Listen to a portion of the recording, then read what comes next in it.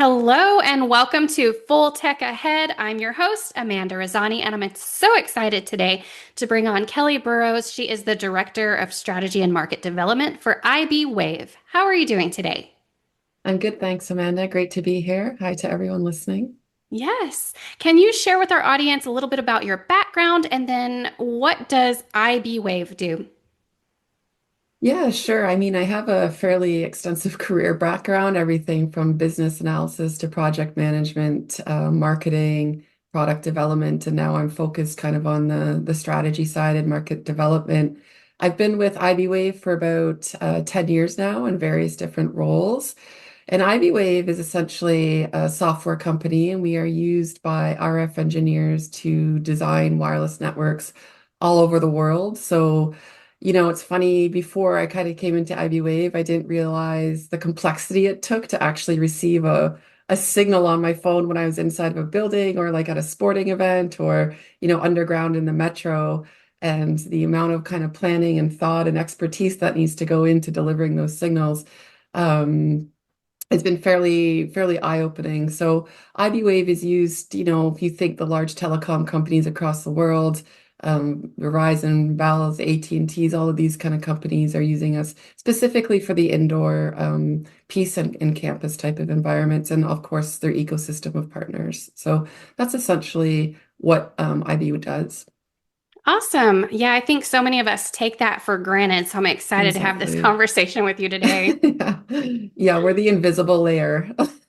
Yes. And so we're going to talk about what it takes to deploy a wireless network and some of the things that are overlooked when it comes to the foundation as far as surveying and design. So, can you share from your experience what are some of those issues that tend to get overlooked? I mean, it's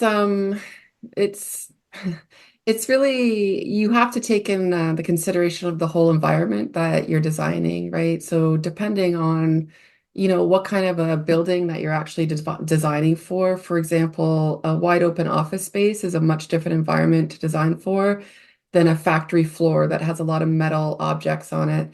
And it's different because of how the RF signals will act in those environments. It will go through a cubicle wall much easier than it'll go through like a metal shelf that's full of boxes that are full of books, for example. The RF signal will not go through. And so it really depends on what type of environment. So I'll say environment itself really needs to be considered when you're designing these networks. And so that's why it's important you go on site and you kind of do what we call a survey, right? A survey is you have a scanner, you can go on site and you have a floor plan and you're walking the floor and you're understanding what is the performance of the network today, kind of where are the dead spots, where are there performance issues, or, where is it performing really well. But you're also taking in the physical environment of the building. What are the walls made of? Where can we put kind of the radios?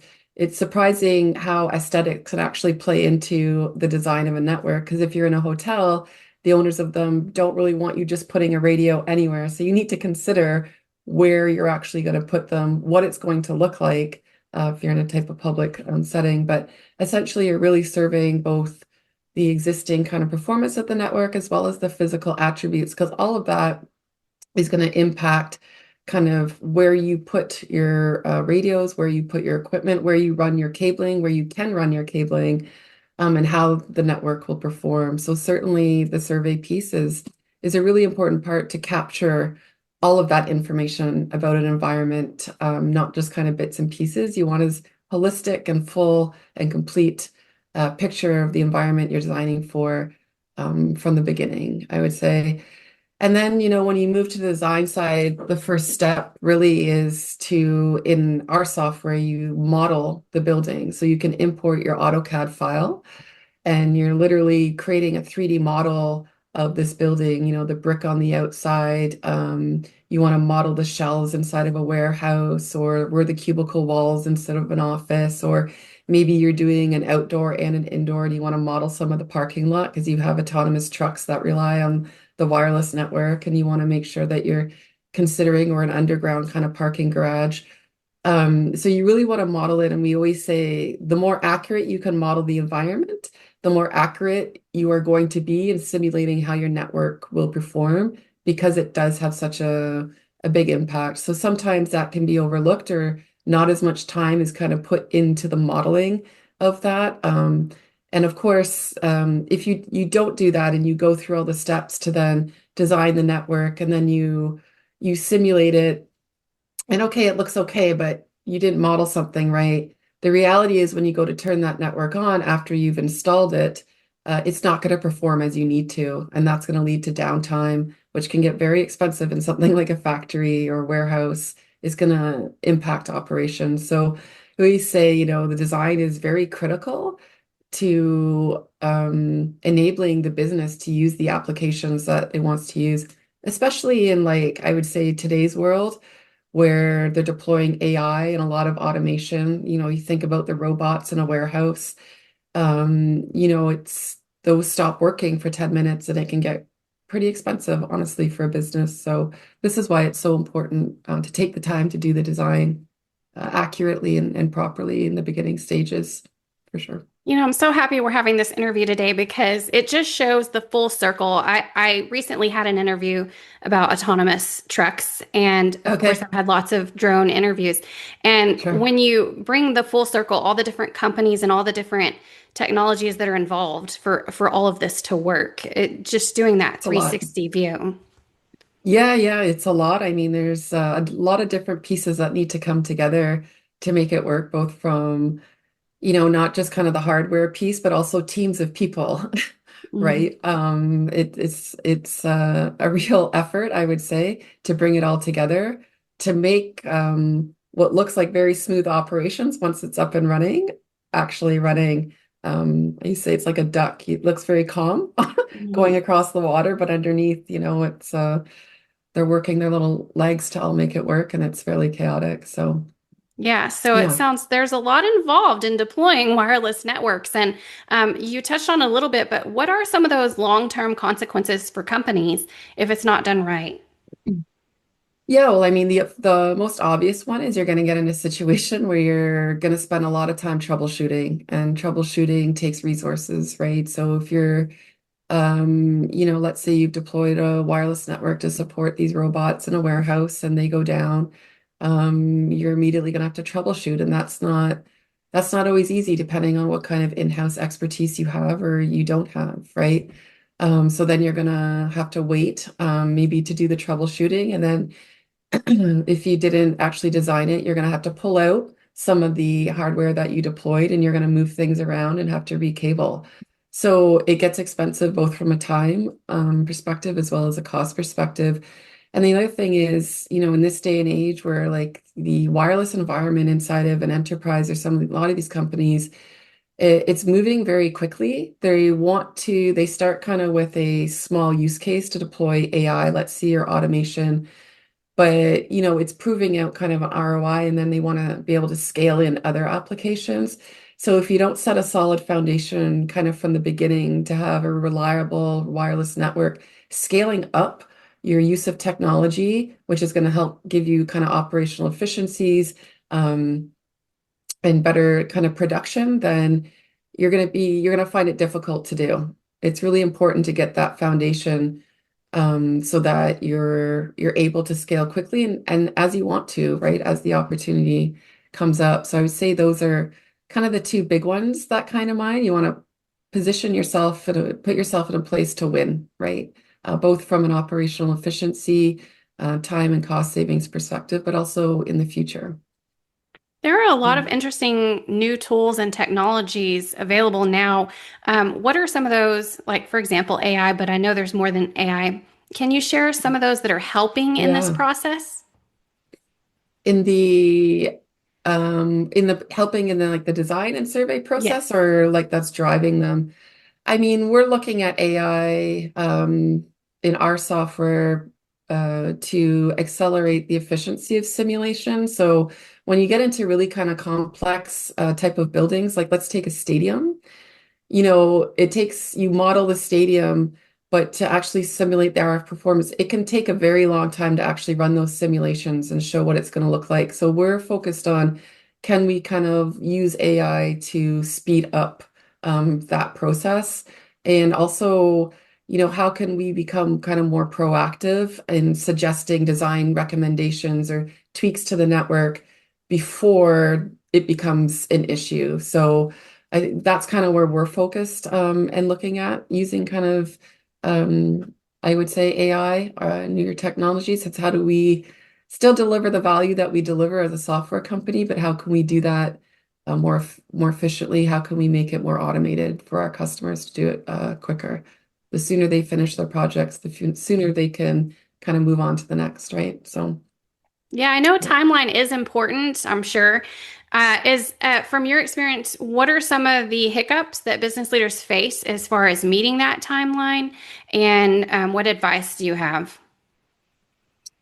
I think, well, it depends on what kind of network. Honestly, if we're talking about deploying Wi-Fi inside of an office, I feel like this goes pretty smoothly. This, you can get a design and installation up and running. When you look at more of something like a private network right now, which is, I would say the enterprise this is fairly new technology to them, right? Figuring out, should we use it? Where should we use it?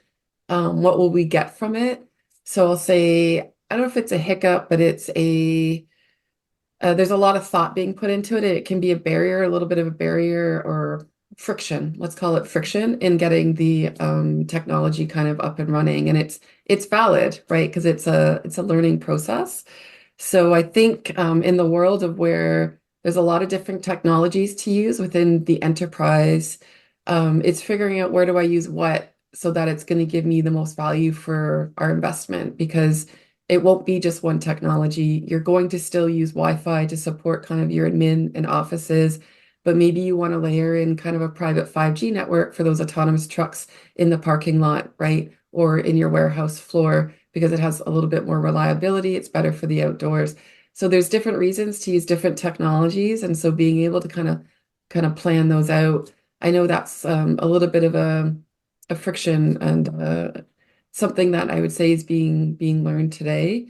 Um, it's our job to help kind of help them visualize that as well, right? How do we help kind of the enterprises or those wanting these networks to understand if they deploy this type of a network, here's what they're going to get out of it, and how it will benefit them. So, did I answer your question? I Yeah, think so. absolutely. And Okay. looking toward the future, as we know, all this technology is evolving so quickly. Right now we have 5G, but it's just all evolving so quickly. So, my next question would be, how do companies design a network that's going to evolve as the technology evolves? Yeah, I think the applications drive the technology. And today, when you look at kind of 5G, it's a pretty solid technology that most applications will be supported by. I don't think there's anything out there right now that would demand kind of a higher technology. And of course, the next evolution is 6G, but I would anticipate that we're pretty far out from kind of seeing that in real life being implemented into or being needed, quite frankly. You'll see a lot of 5G networks being deployed with the use of AI because it needs the bandwidth, it needs the low latency that technology specifically really delivers in order, to get the full value out of it. So I think if, you're an enterprise, you want to think, what technologies do we need in our business and specifically the mission critical technologies, right? That they're really depending on that have an impact on their business, on their production, on their efficiencies. That would drive a decision around what technology to use. And if you're using 5G, you're probably good. You're good for a little bit. I think the trick is balancing though. You don't want to overkill either, right? It's again goes back. You want to make sure you're picking the right technology for the right application. You don't need 5G to support necessarily everyday office administration. So you don't want to be overspending. You want to make sure you're going to get your return on investment no matter what technology. Awesome. Mm. Well, if there was one key takeaway you could leave our audience today with, what would that be? I think the one key takeaway is really don't forget about the design piece. As we talked about in the beginning, we all use these networks everywhere we go. You know, you go onto a subway or metro underground and your phone is working, or you're in a stadium full of people and you're able to send kind of a video to your friend to say, you know, check out the game, or here I am at the concert. And we kind of take it for granted about what kind of sits behind making that happen. So again, I would say, you know, design is absolutely critical to making sure there are still reliable and dependable networks in a world that is very quickly evolving in terms of wireless technologies, right? The applications available to us as people in our everyday lives on our phones, and then also from an enterprise, all of the applications becoming available to them with AI to make them more efficient and better at what they do and deliver. Wonderful. Thank you so much for coming on the show and sharing your insights with our audience today. Yeah, my pleasure. Thanks for having me. It's been fun. And thank you to our listeners. Share what was the most interesting to you and comment with any questions you may have. And until the next podcast, have a wonderful day.